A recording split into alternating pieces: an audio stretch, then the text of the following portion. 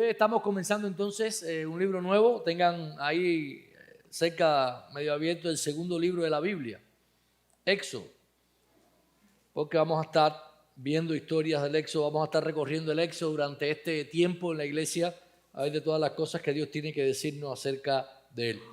Esta semana tuve una experiencia que me entristeció mucho, y es que hice una promesa a alguien que quiero mucho y no fui capaz de cumplirla, pensando en que esta persona que no tiene ni aún 3 años fuera a recordar la promesa.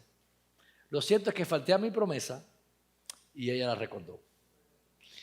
Una lección que aprendo, ¿verdad? Hasta los niños chiquitos. ¿Quién dijo el nombre? Yo no he dicho nombre. Y las promesas son de esas cosas comunes en la vida, ¿verdad? Todos nos hacemos promesas los unos a los otros. Los padres le hacen promesas a sus hijos, los hijos le hacen promesas a los padres, los esposos se hacen promesas los unos a los otros, los hermanos se hacen promesas, los amigos también nos hacemos promesas, los gobernantes hacen promesas a sus pueblos, los devotos hacen todo tipo de promesa a sus dioses. Y pudiéramos seguir mencionando todos los contextos en los cuales hacemos promesas en nuestra vida. Sin embargo, a pesar de que las promesas son fáciles de hacer, muchas veces encontramos que son difíciles, ¿verdad?, de mantener. A veces por razones justificadas. Quizás usted hizo una promesa de estar en un lugar determinado a una hora determinada, pero la guagua en que iba se rompió, lo cual es muy común, o algo pasó y usted no pudo llegar. A veces simplemente usted es descuidado, se le olvidó y simplemente hizo una promesa superficial. Otras veces simplemente usted decide no cumplir o romper la promesa que usted ha hecho. Lo cierto es que creo que ni todas las computadoras y servers que existen en el mundo, junto con todos los discos duros, son capaces de almacenar todas las promesas rotas que los hombres han hecho. Somos especialistas en hacer promesas y no cumplirlas. Hoy vamos a comenzar un libro de la Biblia que trata precisamente acerca de esto. Trata acerca de un Dios que hace promesas y de un Dios que vamos a ver en todo este libro de la Biblia que cumple las promesas que Él hace. Para una pequeña introducción de dónde estamos nosotros en esta parte de la historia, cuando empieza el capítulo 1 del libro de Éxodo, no es más que una continuación del libro de Génesis, ¿ok? Donde Dios ha hecho toda la creación, donde el pueblo de Dios ha caminado, y en un capítulo determinado, pues Dios le hace una promesa a alguien. Y el libro de Éxodo nos va a mostrar cómo Dios mantiene su promesa a pesar de muchas cosas que vamos nosotros a estar viendo en este tiempo. Quiero invitarles a ir ahí a Éxodo capítulo 1, versículos del 1 hasta el 22. Vamos a estar viendo todo el capítulo hoy, esta historia que tenemos acá. Historia que nos abre el libro de Éxodo, nos pone en el tiempo en el cual ocurrió y va a poner cosas fundamentales acerca de todo el libro de Éxodo. También nos va a ayudar a entender también todo el libro de Éxodo. Así es que capítulo 1, versículos del 1 hasta el 22. La primera parte de esta historia, vamos a ir leyendo la historia mientras vamos hablando acerca de ella. La primera parte de esta historia, los versículos del 1 al 7, nos van a narrar a nosotros cómo el pueblo de Dios se multiplicó en una tierra extranjera, en una tierra extraña. Ellos estaban en Egipto. Miren los versículos del 1 al 5, primeramente nos ponen el antecedente. Todos estos son los nombres de los hijos de Israel que entraron en Egipto con Jacob. Cada uno entró con su familia: Rubén, Simeón, Leví, Judá, Isaacar, Zabulón, Benjamín, Dan, Neftalí, Gad y Aser. Dice que todas las personas que le nacieron a Jacob fueron 70 y José estaba en Egipto, lo que hace un total de 75 hebreos, judíos, descendientes de Jacob, que estaban en Egipto en aquel tiempo. Recuerden que ellos estaban en Palestina. Recuerden toda la historia de José. Todos recordamos la historia de José, la manera milagrosa en la que Dios tomó a José de ser un esclavo, después de ser un prisionero, y lo puso a ser el segundo en todo el reino, solo por debajo de Faraón. Y a través de José, Dios trajo salvación a todo el pueblo de Egipto de hambruna, pero no solamente a Egipto, sino también a toda la región circundante, porque en aquel tiempo todos venían a comprar comida de Egipto porque ellos habían hecho estas ciudades de almacenaje. Y es en este tiempo donde, debido a esta escasez, que Jacob va a Egipto Ahí se reencuentra con su hijo y al pueblo de Dios, a los hebreos se le da una porción de Egipto para que ellos se establezcan ahí y crezcan y se multipliquen y ellos pues simplemente vivan en esa tierra. Este es todo el antecedente que nos están dando estos primeros 5 versículos. A partir del versículo 6 empieza a narrarnos algo que ocurre en esta historia. Dice, murió José y todos sus hermanos y toda aquella generación. Recuerden que incluso los nombres de los que están mencionados aquí, ¿quiénes son? Son las 12 tribus de Israel. Todo el pueblo de Israel está representado acá, ¿ok? Dice que ellos murieron con toda aquella generación, versículo 7, y los hijos de Israel, ¿qué hicieron? Fructificaron y se multiplicaron y fueron aumentados y fortalecidos en extremo. ¿Y qué pasó? Y se llenó la tierra de ellos, ¿ok? ¿Por qué el autor nos está haciendo este énfasis aquí? Bueno, el pasaje que leímos ahorita, Génesis capítulo 12 del 1 al 3, nos narra a nosotros acerca de una promesa hecha por Dios. Dice ahí estos versículos, el Señor dijo a Abraham, vete de tu tierra y de tus parientes y de la casa de tu padre y de la tierra que te mostraré y haré de ti ¿qué? Una nación grande y te bendeciré y engrandeceré tu nombre y serás bendición y bendeciré a los que te bendigan y a los que te maldigan maldeciré y en ti serán benditas todas las familias de la tierra. Hermanos, Génesis 12 del 1 al 3 vemos una promesa hecha a Abraham. Dios va a Abraham y le dice a Abraham, sal de todo lo que tú ves. Sal de todo el confort que tú tengas. Mira toda la tierra donde tú vistas. Sal de todo este lugar. Sígueme a mí, porque yo voy a hacer de ti una nación grande. Y lo que nosotros vemos que está haciendo el versículo 7 es describiéndonos a nosotros cómo Dios estaba cumpliendo ¿qué? La promesa hecha a Abraham anteriormente en Génesis capítulo 12. Y fíjense, noten que entre el capítulo 7 y el versículo 7 y versículo 9 hay alrededor de 350 años de historia. ¿Okay? Nosotros tenemos un versículo para otro, pero miren el 8 lo que dice. Entre tanto se levantó sobre Egipto un nuevo rey que ¿qué? Que no conocía a José. ¿Okay? Se supone que había sido una nueva dinastía de faraones que no se acordaban de José, lo que José había hecho, quién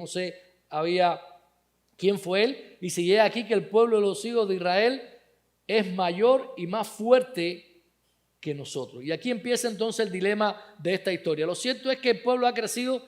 ¿Por qué digo que han pasado alrededor de 350 años? Bueno, Israel estuvo en Egipto como esclavo alrededor entre 400 y 450 años. ¿Ok? Aquí no ha nacido Moisés todavía. Moisés nace en el capítulo que viene. Y Moisés liberó al pueblo de Egipto después que tenía 80 años. Así es que esta historia es más o menos 350 años lo que nos narra aquí en estos pasajes. ¿Se imaginan ustedes? Yo no me acuerdo de las promesas que hice la semana pasada. Y Dios está cumpliendo una promesa hecha hace 400 años, 350 años, aquí en el Éxodo, cuando esta historia nos es narrada a nosotros. La frase que más se repite en el capítulo, usted se va a dar cuenta que es Israel fructificaron y multiplicaron. Lo vemos por primera vez aquí en el versículo 7, pero mantenga eso en mente. Y una vez que ellos han crecido y demás están dentro de Israel, ocurre un problema. Este faraón se levanta y dice, es mayor y más fuerte que nosotros. Fíjense, habían crecido. Entraron solamente 75 hebreos, 350 años antes a Egipto, y 350 años después, el pueblo de Dios es más grande que el pueblo de Egipto. Y ellos estaban preocupados, ¿verdad? Por eso, y entonces, pues como estaban preocupados, ellos intentan frenar aquello. Y ellos van a intentar varias cosas en esta historia para frenar el pueblo de Dios. Miren el versículo 10, ahora pues seamos sabios para con él, para que no se multiplique y acontezca que viniendo guerra, él también se una a nuestros enemigos y pelee contra nosotros y se vaya de la tierra. ¿Cuál es la preocupación que tenía Faraón? Que el pueblo se fuera de la tierra. Y mantengan eso en mente durante todo el libro de Éxodo. O sea, él temía que si había una guerra, se unieran los enemigos, pero no solamente que se uniera para derrotarlo, sino que se fueran de la tierra. ¿Ok? Y a esta altura, si ellos eran mayoría, ellos eran poderosos, lo dice el pasaje, ellos tenían riqueza. Si todo el pueblo de Israel se iba de una manera súbita de Egipto, iba a ser miseria para Egipto, por todos los trabajos que se iban a quedar sin hacer, por todas las cosas lo cual ocurrió cuando ellos se fueron al final en el Éxodo. Y este es el temor que Faraón tiene de que ellos se vayan de la tierra y Egipto quede completamente devastado. Y entonces pues empezaron a ver maneras en cómo ellos podían dejar que el pueblo se multiplicara. ¿Ok? Y miren lo primero que hicieron. Pusieron sobre ellos comisarios de tributos que los molestasen con sus cargas. Edificaron para Faraón la ciudad de almacenaje de Pitón y Ramasés. O sea, empiezan a ponerles carga, empiezan a mandarles inspectores, para que ellos tengan que tener más carga. Los ponen a construir ciudades y mientras lo intentan hacer pobres con todo esto, pero mientras más los oprimían, ¿qué sucedía? Versículo 12. Mientras más los oprimían, más se multiplicaban y crecían, de manera que los egipcios, ¿qué hacían? Temían a los hijos de Israel. O sea, fíjense, la primera oposición, imponen carga sobre ellos, intentan ponerle todo esto para que ellos simplemente dejen de hacerlo, pero dice que ellos temían, que ellos siguieron creciendo y multiplicándose y ellos temían. Versículo 13 van un paso más allá. Los egipcios hicieron servir a los hijos de Israel con dureza. Amargaron su vida, dice, con dura servidumbre en hacer barro y ladrillo y en toda labor del campo y en todo su servicio, al cual los obligaban con rigor. Hermanos, ellos fueron más allá, literalmente, ellos los convirtieron en esclavos y empezaron a oprimirlos grandemente, a ponerle toda carga pesada. Es el equivalente, para ver si ustedes logran entender esto, sobre todo jóvenes que están aquí, es el equivalente que cojan a todos los jóvenes que están aquí ahora en La Habana y los manden a cortar caña. Es una mocha y a cortar caña. Trabajo duro. Y caña quemada. Bueno, imagínense el trabajo duro. Solamente pensando en eso nada más. ¿Ok? Y eso es ese es el equivalente. La idea es que ellos los esclavizaron y pusieron trabajo duro. Vamos a oprimirlos, vamos a darle muchas cargas, vamos a hacer todo esto para que el pueblo, ¿ok?, deje de hacer. Pero ni eso aún lo pudo hacer. Entonces Faraón va al versículo 15, una idea más malévola de la que estaba ocurriendo. Dice que el rey de Egipto a las parteras les dijo, cuando a ella asistáis a las hebreas de sus partos y veáis el sexo, si es hijo, ¿qué? Matarlo. Y si es hija, ¿qué? Que viva. ¿Para qué? ¿Cuál es el objetivo de esta malévola idea? El objetivo es que el pueblo perdiera su identidad. Si no hay hombres, ¿con quién se van a casar las hebreas? Con egipcios. Cuando pase el tiempo, 1 o 2 generaciones, ya no quedan los hebreos. Ya no quedan los descendientes de Abraham. Queda simplemente una raza mezclada, unida, simplemente egipcios que se han mezclado, y este es el objetivo que perseguía con esto. Pero en el versículo 17 vemos entonces la primera intervención de Dios. Dice, pero las parteras, ¿qué pasó? Temieron a Dios y no hicieron como les mandó. Hermano, lo otro que vemos aquí en este pasaje, a pesar que Dios está cumpliendo esta promesa, es que Dios está también evitando o está sobreponiéndose a todos la oposición que está ocurriendo en contra de los hijos de Dios. Y fíjense cómo dice que ellas temieron a Dios. No hicieron como el rey les mandó, sino que perseveraron la vida de los niños. El rey las llama, versículo 18, llamar a las parteras, les dijo que ¿por qué habéis hecho esto? ¿Qué habéis preservado la vida de los niños? Ellas dijeron, bueno, las mujeres hebreas son más fuertes, cuando uno llega, ya ellas han dado a luz. Y dice que Dios hizo bien a las parteras. ¿Y qué pasó en el versículo 20? ¿Y el pueblo qué? Se multiplicó y se fortaleció en gran manera.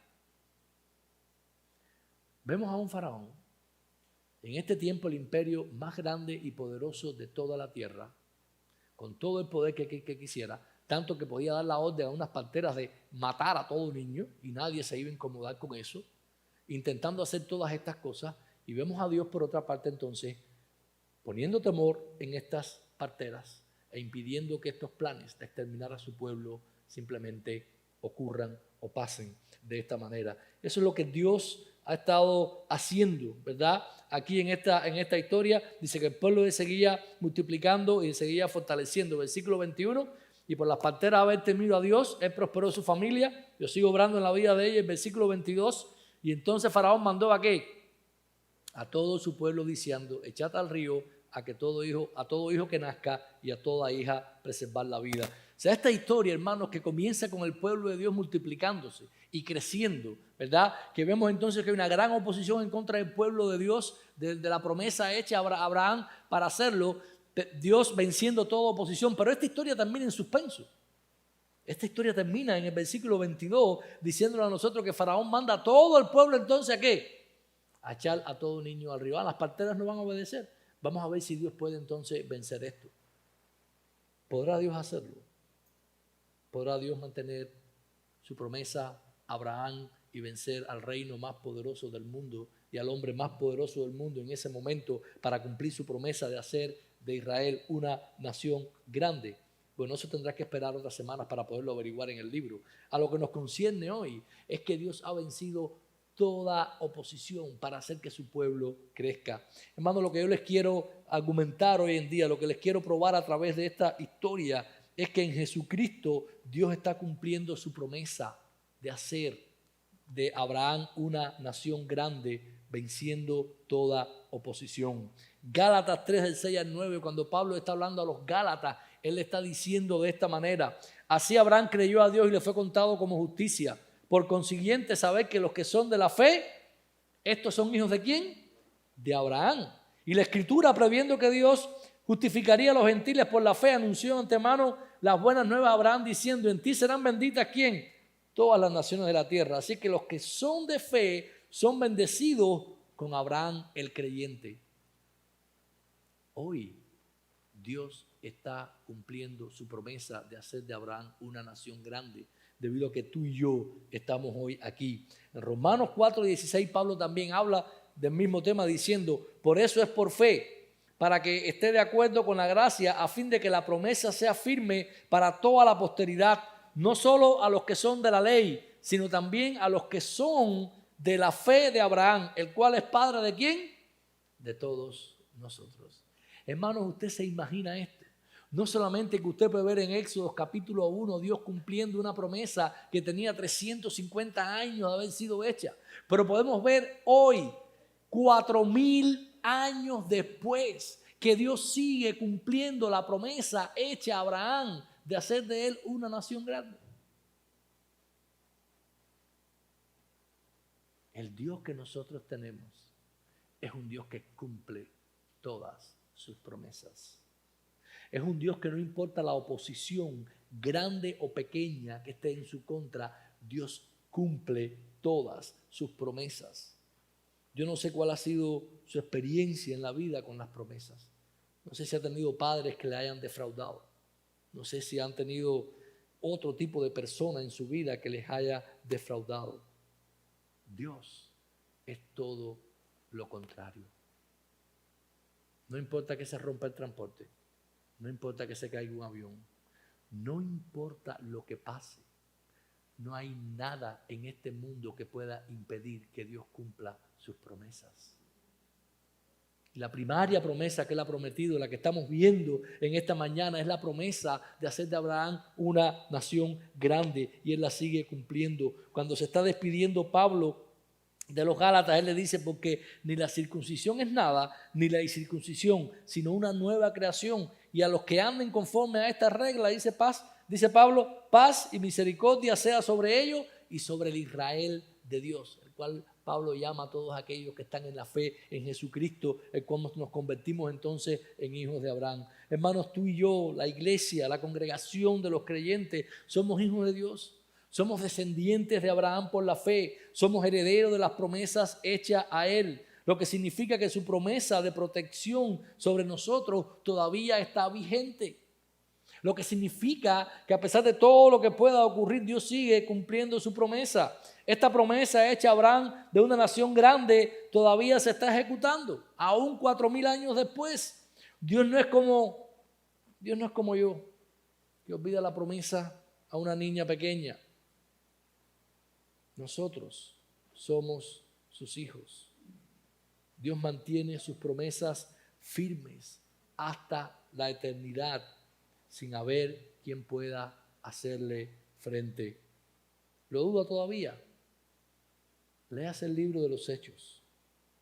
Cuando usted ve el libro de los Hechos y usted ve que Dios empezó a construir la familia de la fe, aquellos hijos descendientes de Abraham a través de la fe, usted va a encontrar cosas curiosas en el libro de los Hechos. En el capítulo 2, usted encuentra que el Espíritu Santo descendió sobre todos los que estaban reunidos allí en el día de Pentecostés, que empezaron a hablar en lengua, y la primera oposición fue de muchos de los que estaban ahí, que empezaron a mirar a aquello y empezaron a decir que esos están borrachos, no les hagan caso, eso no va a llegar a ningún lugar.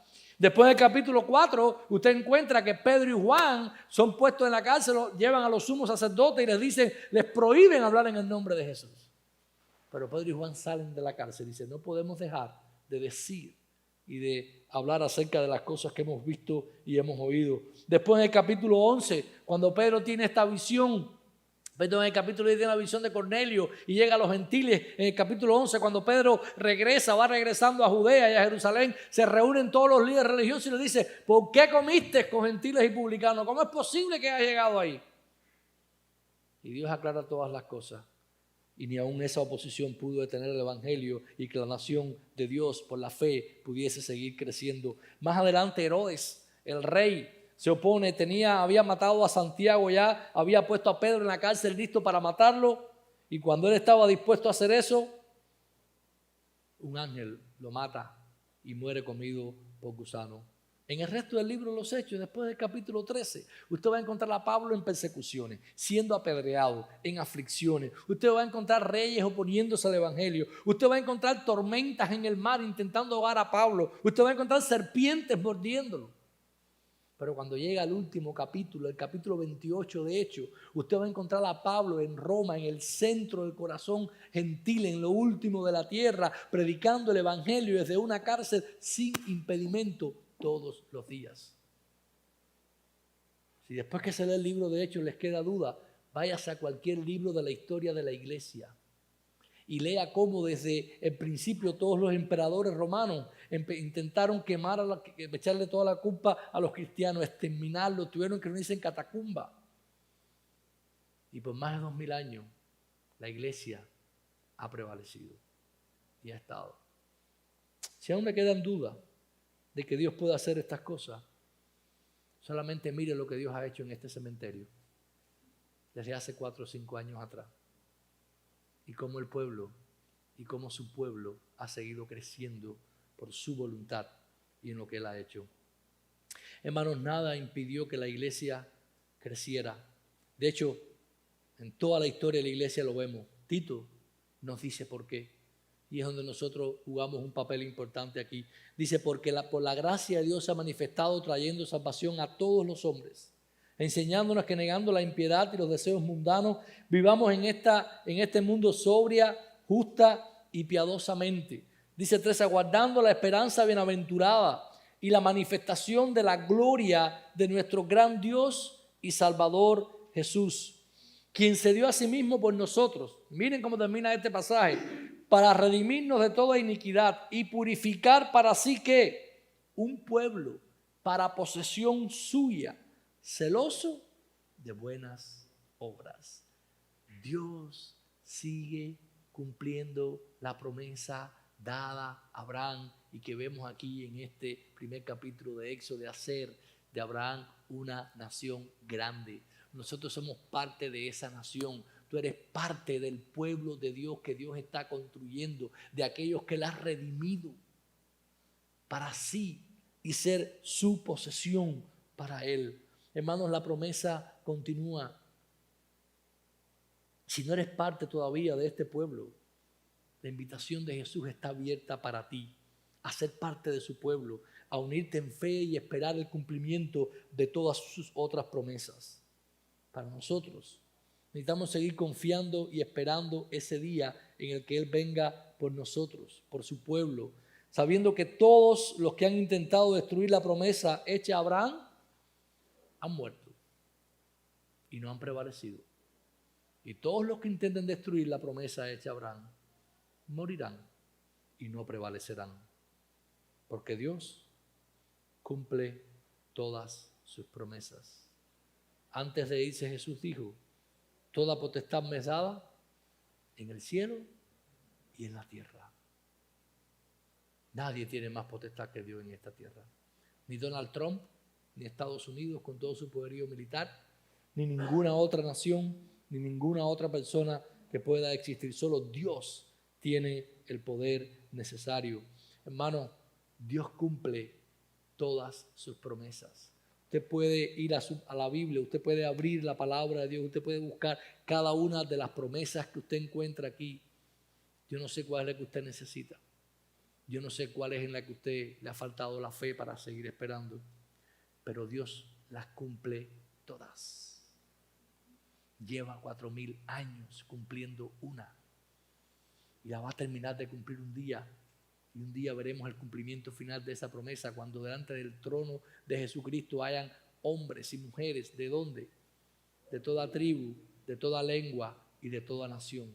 Y todos aquellos que han sido redimidos para Él y como su pueblo estarán ahí adorando al Cordero. Dios es fiel a sus promesas. Dios es fiel a sus promesas. Créalo, porque Él lo hace siempre, confiados en que Jesús tiene esa autoridad. Así que recordemos esa obra hecha por Cristo. Proclamemos que estamos esperando el cumplimiento final de la promesa cuando nos reunamos con Él. La garantía, ¿tenemos garantía de que Dios volverá? ¿Tenemos garantía de que sus promesas van a ser cumplidas? Bueno, hoy vamos a estar recordando mientras estemos tomando la cena esa garantía, la garantía de que Jesucristo vino, que Dios mandó a su propio Hijo que muriera por nosotros en una cruz y a través de su muerte y su resurrección, darnos garantía de que la muerte es solo una memoria, como dice la canción que cantábamos ahorita, y que un día estaremos en esa ciudad. Vamos a orar. Padre, gracias por este día, Señor. Qué bueno es saber que tú no eres como nosotros, Señor, que tú cumples tus promesas, Señor. Qué bueno es saber que no existe poder en este mundo que pueda hacer que una de tus promesas no se cumpla, Señor. Gracias. Gracias, Señor, porque nosotros podemos ver tu mano obrando en nuestra vida. Gracias porque estamos experimentando el cumplimiento de la promesa hecha a Abraham hace 4000 años atrás, Señor. Gracias, Señor, por Jesucristo y porque por la fe en Él nosotros podemos disfrutar de esas promesas. Ayúdanos y bendícenos, Señor. Permite que podamos seguir esperando, Señor. Perdona nuestra falta de fe en momentos, Padre. En Jesús, amén.